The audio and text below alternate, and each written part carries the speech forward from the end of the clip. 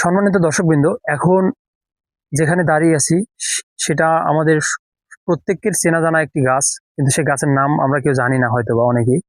আমি সর্বপ্রথম যে কথাটা আপনাদের বলতে চাচ্ছি সেটি হচ্ছে পান। বাংলাদেশের বেশিরভাগ মানুষ পান খেয়ে থাকে। পানের সঙ্গে ব্যবহার হয় চুন, সুপারি, জর্দা ইত্যাদি। কিন্তু পানের সঙ্গে মুখ লাল করার জন্য আরেকটা জিনিস ব্যবহার করা হয়, এবং সুগন্ধির জন্য আরেকটা জিনিস ব্যবহার করা হয়, সেটা হচ্ছে খড়। আপনারা কি কখনো খড়ের গাছ দেখেছেন? খড়ের গাছ কেমন হয়? আমার পিছনে যে গাছটি দেখতে পাচ্ছেন, এটি হচ্ছে সেই খড়ের গাছ।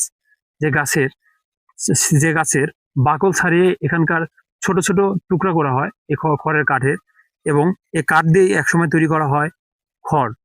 এবং এই খড়ের কাঠের শুধুমাত্র যে পান খাওয়া হয় তা কিন্তু নয়, এর বাণিজ্যিক এবং ভেষজ কিছু গুণাবলী আছে এখানে।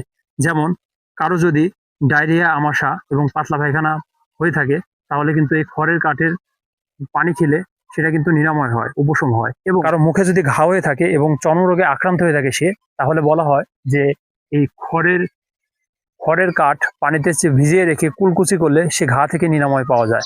আর একটা ব্যাপার, সেটা হচ্ছে এই খড়ের যে কাঠ, সে খড়ের কাঠ দীর্ঘক্ষণ ধরে জ্বালানি হিসেবে ব্যবহার করা হয়, কারণ এটা দীর্ঘক্ষণ ধরে জ্বলে, আগুনে দীর্ঘক্ষণ ধরে জ্বলে, এবং এটা খুব সাশ্রয়ী। এবং এটি হচ্ছে শিম গোত্রের একটি ফল হওয়াতে, এর গাছে যে ফলগুলো ধরে শিম গোত্রের একটি ফল হওয়াতে এটাকে উদ্ভিদ হিসেবে একটি প্রাকৃতিক শিম গোত্রের উদ্ভিদ হিসেবে এটাকে দেখা হয়। শুধুমাত্র যেগুলো বললাম এগুলোর বাইরেও আরো অনেক গুণাগুণ আছে। যেমন এর পাতাগুলা অত্যন্ত পুষ্টিকর গরু এবং ছাগলের জন্য। এগুলা গরু এবং ছাগলকে এই পাতাগুলা খাওয়ানো হয়, খাওয়াইলে তাদের গরু এবং ছাগলের দ্রুত বৃদ্ধি হয় এবং তাদের শরীর স্বাস্থ্য অনেক বেশ ভালো থাকে। ধন্যবাদ, সবাই ভালো থাকবেন। আল্লাহ হাফেজ।